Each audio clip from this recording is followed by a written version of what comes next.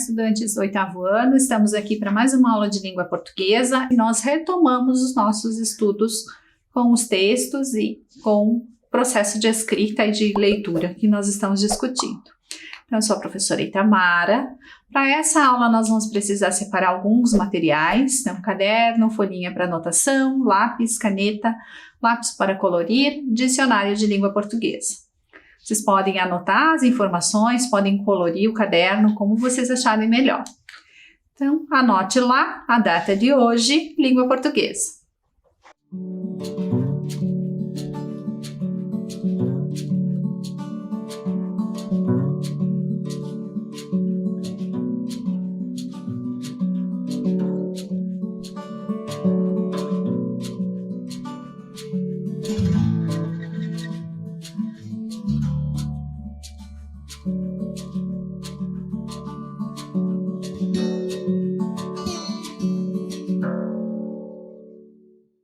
Na aula de hoje nós vamos retomar o texto está aqui, e nós vamos retomar pensando ele por partes.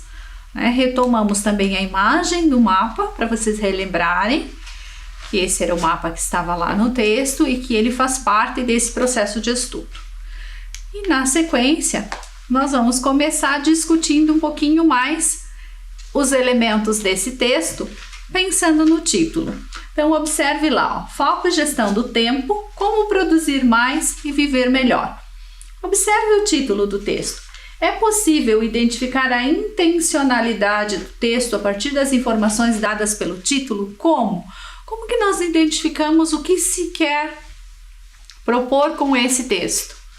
Quais informações que esse texto vai trazer a partir do título? Como que nós podemos perceber isso e identificar essas informações? Pensa lá rapidinho, anote a questão, anote o título do texto e vamos pensando nesse processo.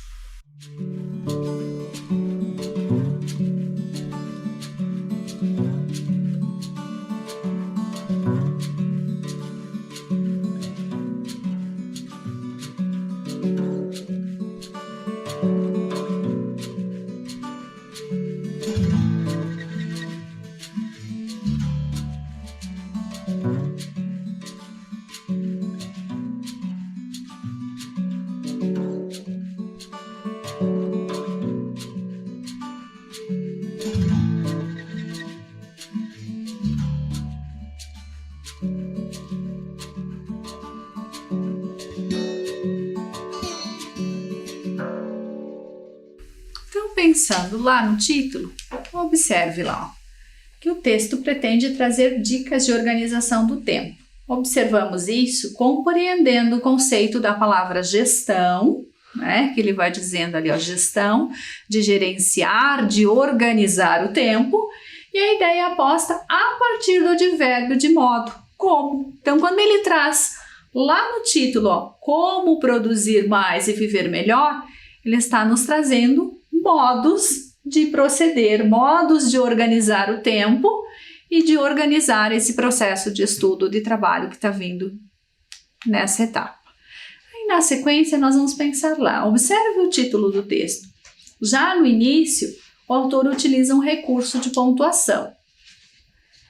Qual é esse recurso e com que finalidade ele foi utilizado? Por que será que ele insere uma pontuação lá no título do texto? Qual é essa intenção dele ao trazer isso? Pense lá, anote a questão, nós já discutimos.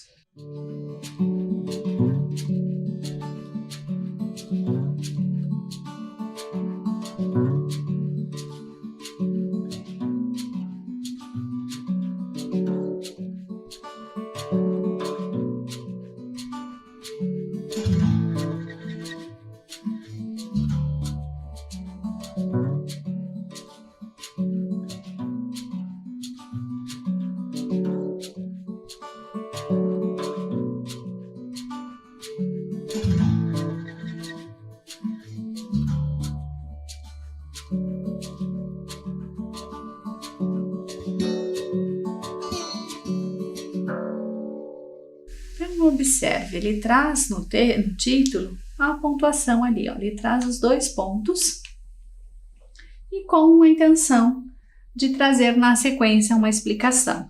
Para a gente relembrar um pouquinho mais, né? Para que serve a utilização desse recurso, desse sinal de pontuação, os 2 pontos? Ele vai ser organizado de algumas maneiras. Ele serve para enumerar os elementos, né? Então, quando eu vou citar várias coisas, eu vou dizer várias coisas que fazem parte de um processo, eu uso 2 pontos e vou enumerando. Ele serve para trazer uma citação, algo que eu vou explicar também, e ele faz essa relação de síntese das informações que vão ser acrescentadas na sequência, como se ele estivesse justificando para nós aquilo que foi dito anteriormente também. Então, isso acontece com a utilização desse recurso de 2 pontos, né? Nesse caso, ele está trazendo a explicação do que ele vai discutir quando ele coloca lá foco e gestão do tempo. Ele está explicando o que ele vai trazer. Então, ele coloca como produzir mais e viver melhor. Então, é a explicação do início do título. Aí, pensando um pouquinho mais e ainda focando no título e observando a relação do título do texto, do título dado por Francisco Fernandes e do título do mapa mental que ele utiliza, observe lá, ó, foco e gestão do tempo, como produzir mais e viver melhor, como manter o foco em uma era de distrações. E aí pense um pouquinho lá, observando os títulos, que relações podemos estabelecer entre eles? Como esses 2 títulos se relacionam? Como o autor estabelece a relação com o assunto que é discutido no mapa, a partir do título que ele produz para o seu artigo? Pense nessas relações, anote lá, nós já discutimos antes.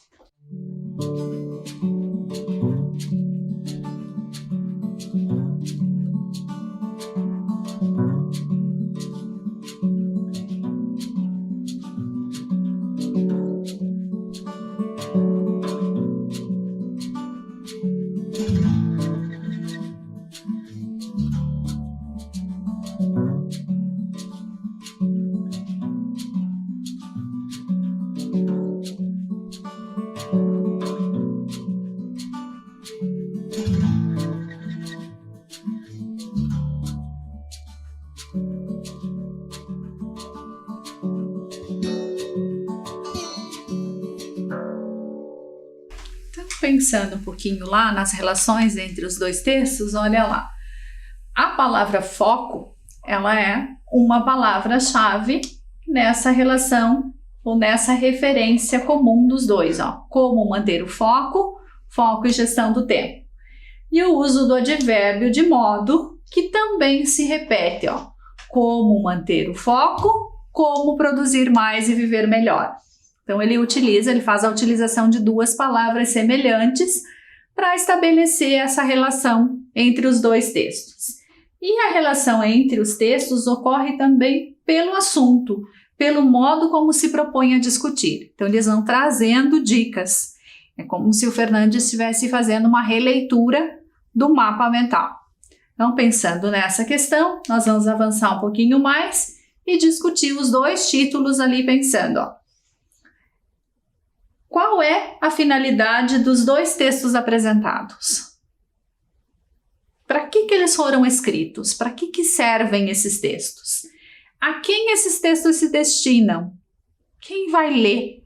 Para que ele produziu? Ou para quem foi produzido?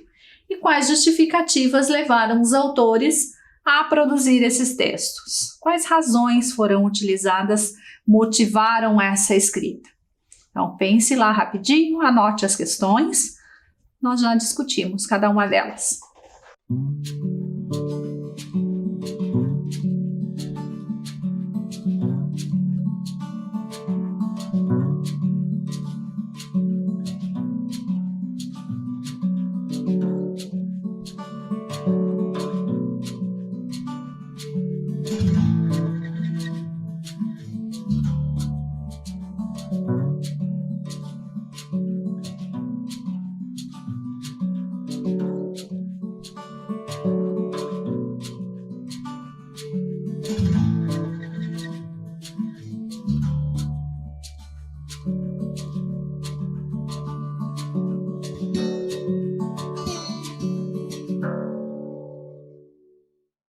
pensando lá, com que finalidade? Qual é a finalidade dessa escrita? Os textos pretendem trazer dicas aos leitores sobre o uso da tecnologia e do tempo. Então, como organiza-se esse tempo em função dos equipamentos que eu vou utilizar. Para além disso, a quem eles se destinam? A todos os sujeitos que utilizam a tecnologia no seu cotidiano. Embora ele esteja falando ali, um mapa mental focado num processo de estudo, o Francisco Fernandes trazendo no artigo essa relação mais direta com a gestão do tempo no trabalho, mas ele serve para qualquer pessoa que esteja fazendo uso de tecnologia. E, com relação às justificativas, a falta de organização no uso da tecnologia e o baixo rendimento no trabalho e nos estudos. Então, com as pessoas que não conseguem fazer essa organização do tempo ou não conseguem cumprir com as suas tarefas em função dessa utilização de tecnologia e que acaba se perdendo nesse processo de gerenciar, de organizar o que tem para fazer, de organizar uma rotina. Na sequência, nós vamos retomar o texto pensando no que seria a terceira parte do texto, em que o Francisco Fernandes traz lá: reflita e revise o que você fez e o que você tem para fazer. Então, nós vamos pensar aí num processo de leitura dessa parte e discutir algumas questões desse trecho do texto. Então, pensando lá, um dos pontos mais interessantes que vi e no qual eu também me incluo está relacionado a como acabamos com o nosso dia logo nas primeiras atividades da manhã. E a primeira coisa a não se fazer é começar o dia olhando e-mails. A explicação é simples. Podemos nos perder facilmente em artigos, links, publicações, textos enormes e cadeias de respostas gigantescas. O ideal é começar pela sua maior tarefa do dia e limitar ao máximo checar o e-mail assim que o dia começa. Mas eu não sei qual vai ser minha tarefa mais complicada no dia. Se no dia anterior, antes de sair, você parou para planejar o que ficou para ser feito no dia seguinte, você vai saber sim. O difícil é justamente pararmos para nos planejar, ainda mais ao final do dia. Mas é um hábito saudável e que precisa ser cultivado. Além disso, você precisa avaliar como está se saindo com suas atividades, se tem conseguido entregar o que é pedido dentro do prazo, se tem dificuldades para adequar as atividades aos prazos estabelecidos, se a qualidade do que entrega é aceitável. Antes que alguém diga isso para você, e nesse caso pode não ser num bom tom. Você pode sim fazer uma autocrítica e tentar se avaliar. A produtividade está diretamente ligada a quanto conseguimos produzir no mesmo período de tempo. Então, foco e concentração têm uma influência enorme, caso você não consiga mantê-los. Outro dia, achei um artigo interessante do HubSpot sobre como escrever de manhã aumenta a nossa produtividade. Confesso que fui ler meio cético e até achei interessante a estratégia e as justificativas. Às vezes, nos prendemos demais em quem as pessoas esperam que sejamos, ao invés de ser aqueles que realmente queremos ser. Anotar ideias é um hábito positivo que ajuda a organizá-las. Quantas vezes você já pensou em algo interessante, uma nova ideia, e depois, quando foi efetivamente usá-la, não se lembrava direito dos detalhes? Então, pensando um pouquinho nesse trecho, nós vamos discutir lá. Na leitura do trecho, observamos que o autor retoma um dos eixos do mapa mental. Com que intenção há essa retomada? Por que ele faz a retomada do eixo e discute esse eixo? Quais elementos são considerados por Fernandes para justificar a necessidade de um planejamento das atividades diárias? Então, por que ele traz essa necessidade de planejar aquilo que vai ser feito e organizar essa sequência de atividades? Anote as questões, pensa um pouquinho sobre elas e sobre o texto, nós já discutimos.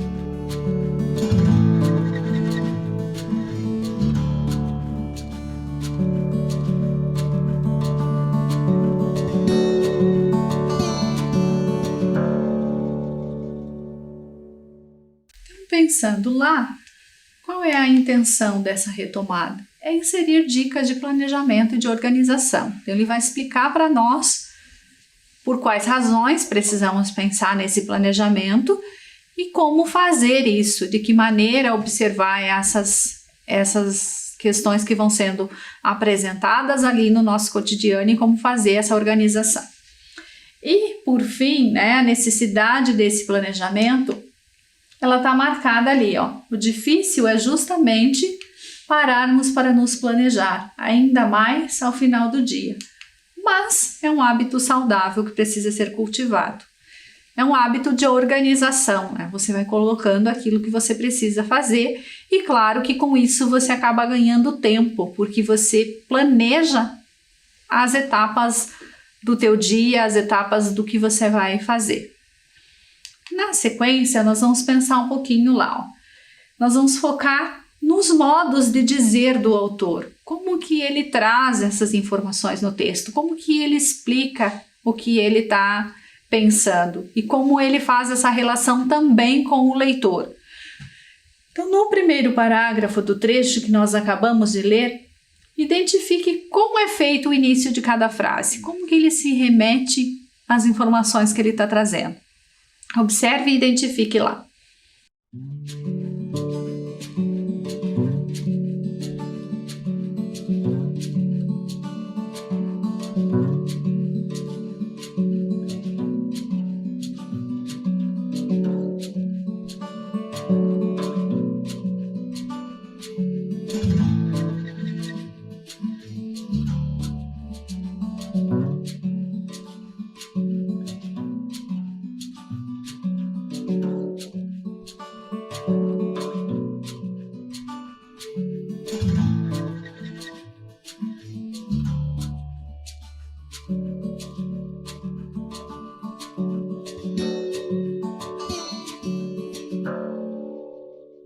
Pensando ali nas informações, olha lá como que ele vai trazer. Um dos pontos mais interessantes é a primeira coisa a não se fazer, a explicação é simples, o ideal é começar pela sua maior tarefa e o difícil é justamente pararmos para nos planejar.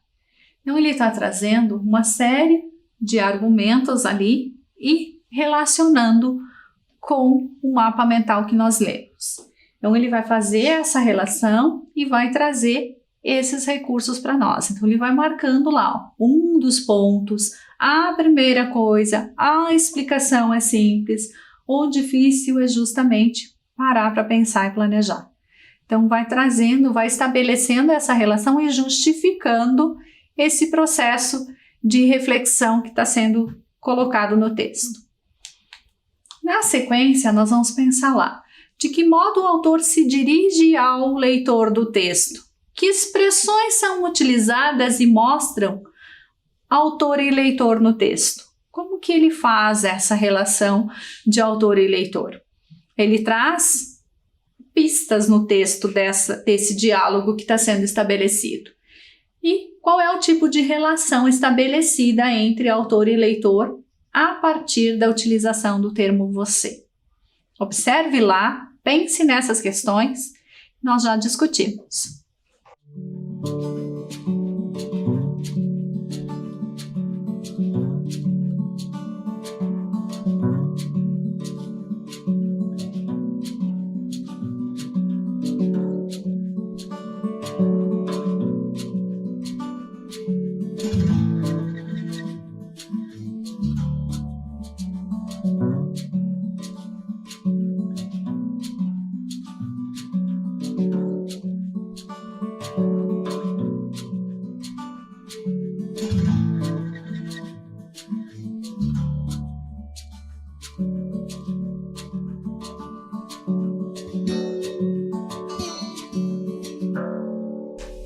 Então, nessa etapa, nós vamos fazer uma identificação dessas expressões. Observe lá no texto, ó. Como acabamos com o nosso dia, a sua maior tarefa, ele está se referindo diretamente ao leitor. Ó, eu não sei qual vai ser minha tarefa, trazendo o que seria a fala do leitor. Você parou para planejar. Você vai saber sim. Você precisa avaliar como você está se saindo. Antes que alguém diga isso para você, e nesse caso você pode sim fazer uma autocrítica. Então, uma conversa direta com o leitor. Quantas vezes você já pensou em algo interessante? E aí, como ele se coloca enquanto produtor do texto, enquanto autor, ó.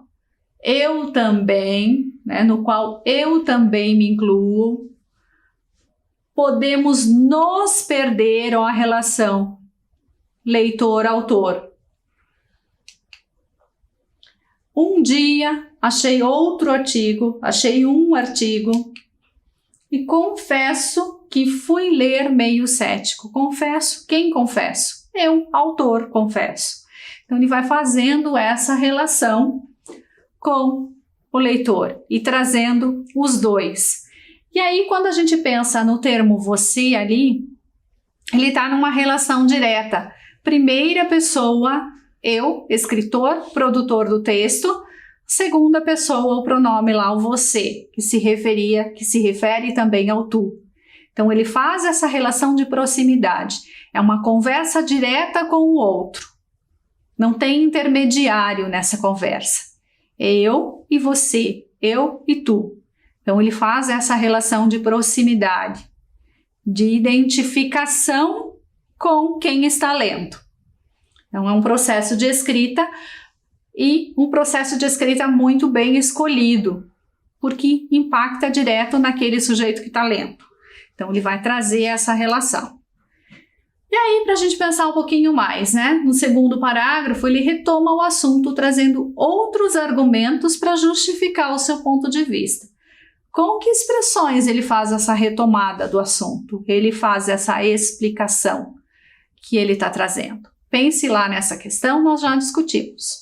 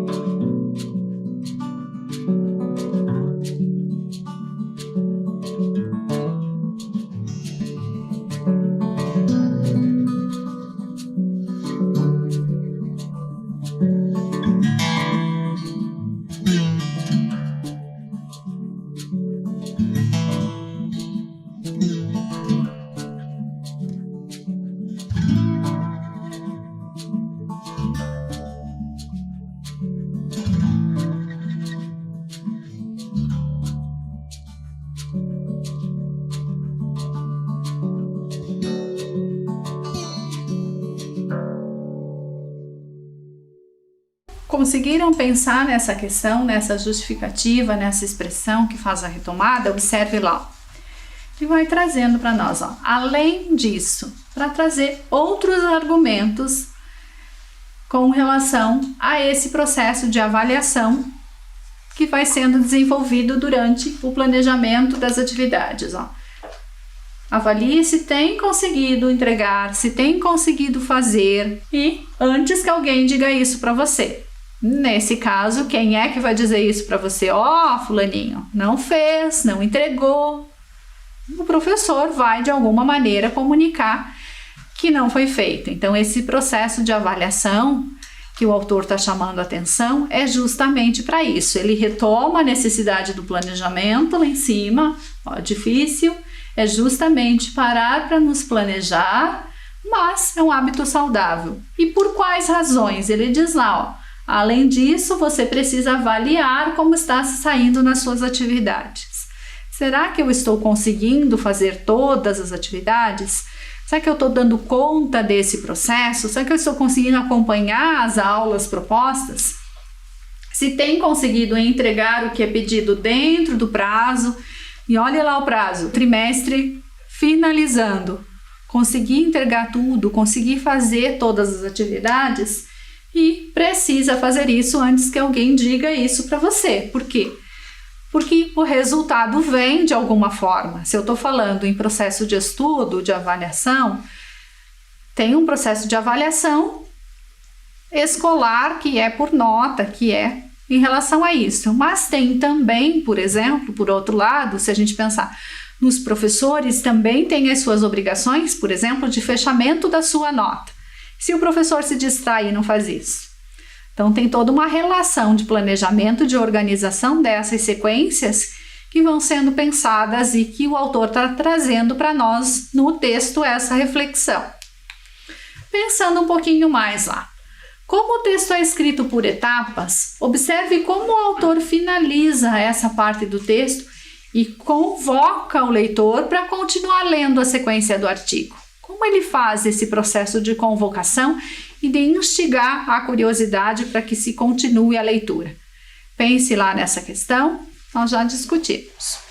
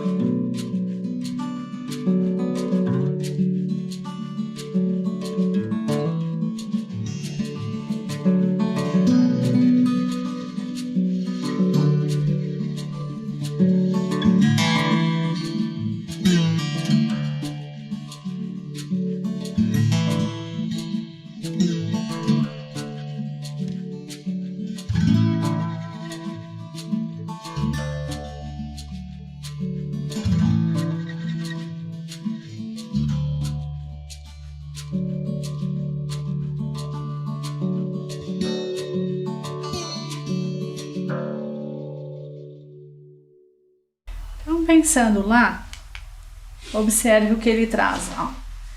Ele está falando das anotações, das informações, e daí ele faz um processo de reflexão. Ó. Quantas vezes você já pensou em algo interessante, uma nova ideia, e depois, quando foi efetivamente usá-la, não se lembrava direito dos detalhes?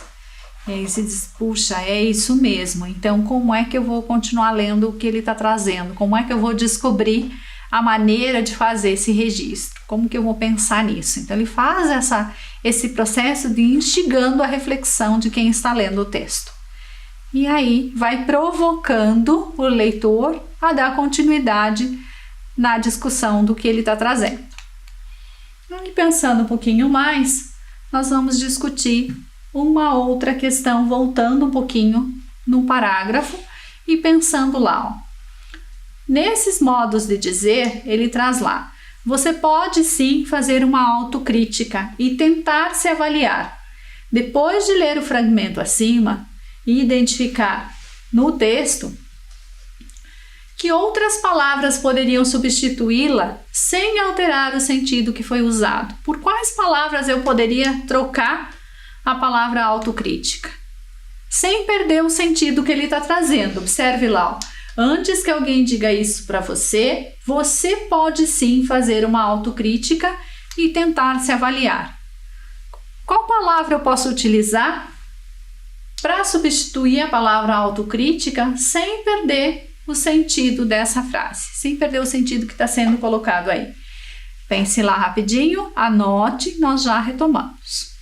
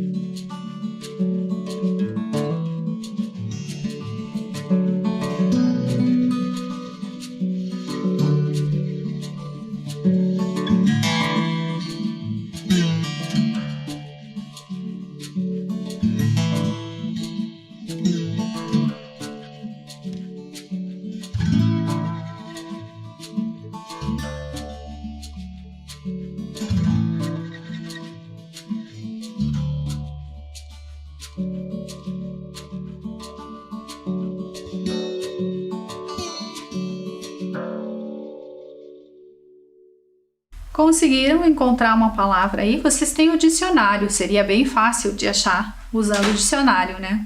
Então, pensando lá, ó, eu posso trocar lá por introspecção, né? Um exame daquilo que eu estou fazendo, uma autoavaliação, um exame de consciência, uma autoanálise, como palavras que poderiam substituir a palavra autocrítica.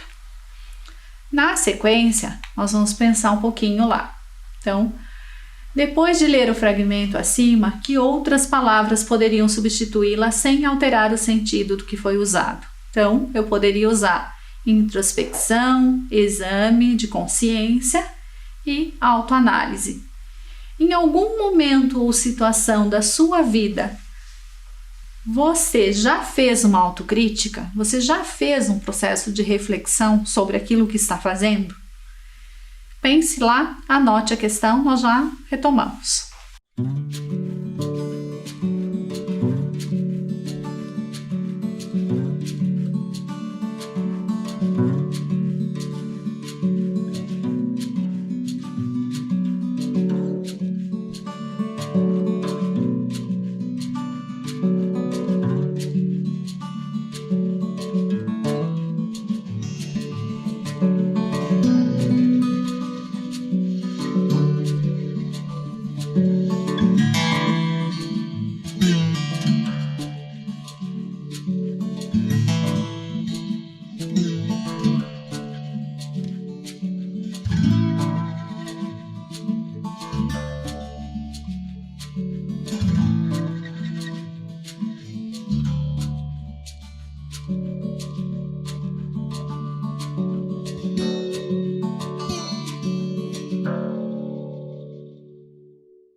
Então aí, pensando nesse termo, né, autocrítica, então nós temos lá, ó, introspecção, exame de consciência, autoanálise. E nós vamos pensar nessa autocrítica como um processo de avaliação de si mesmo, que você vai fazer a avaliação, uma revisão das ações, dos seus atos, dos seus hábitos e identificar quais são saudáveis, quais são os mais adequados, os menos adequados nesse processo de estudo, de aprendizagem, de trabalho, de reflexão da rotina que você está fazendo. Então, dando sequência, nós vamos pensar um pouquinho nessa questão aqui. No trecho destacado, né, o difícil é justamente pararmos para nos planejar, ainda mais ao final do dia. Mas é um hábito saudável e que precisa ser cultivado. As palavras, né, ou a expressão hábito saudável está se referindo a qual conceito, a qual ideia que ela está se referindo? Agradecer ao final do dia, intervalos para descanso, ato de planejar ou ação de desacelerar? Pensa lá nessa questão, discute ela, tenta identificar qual é a palavra que poderia ser utilizada ali. Nós já retomamos.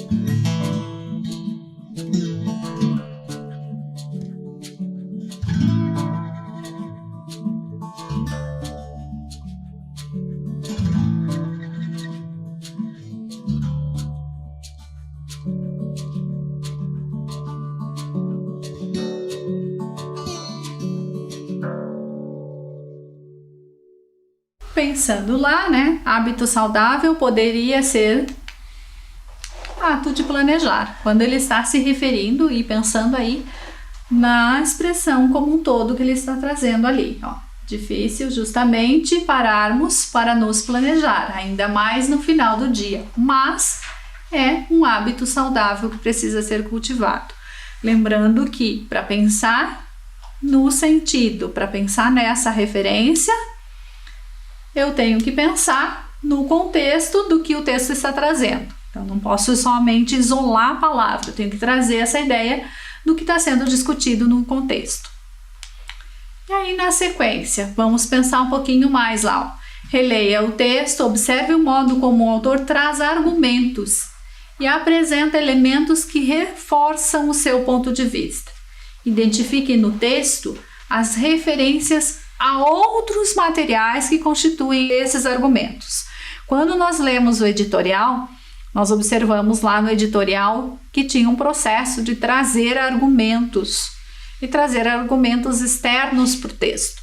Como que o autor faz aqui? Como que ele traz essas referências de outros textos e de outros pontos? Nós já identificamos lá no início do texto que ele trazia um mapa mental, que era de outra autoria, para fazer esse argumento, e agora ele faz isso de outra forma. Tente identificar como é que ele faz.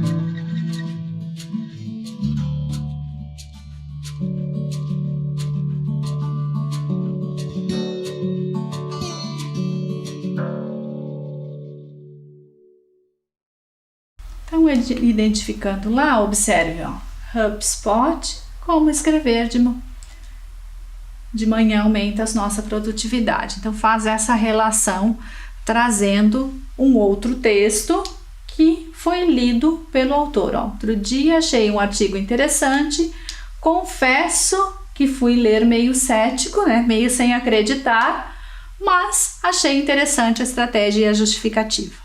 Então, ele traz um outro texto explicando, justificando o que ele está colocando para nós. Aí, na sequência, vamos pensar um pouquinho nessa ideia aqui que ele está trazendo. No último parágrafo, ele usa a palavra escrita em itálico, uma forma de marcar a palavra, uma maneira de mostrar que ela está em letra diferente e que ela ganha destaque. Que razões o autor tem para marcar a escrita dessa forma? Quando nós estamos escrevendo manualmente, nós fazemos isso colocando a palavra entre aspas, utilizando o recurso das aspas para fazer essa marcação. No texto digitado, ele utiliza a alteração da letra para fazer isso. Por que ele faz lá? Ele coloca HubSpot em itálico e como escrever de manhã aumenta a nossa produtividade também em itálico. Qual a finalidade desse uso dessa forma? Pensa lá um pouquinho nessa questão e nós já continuamos.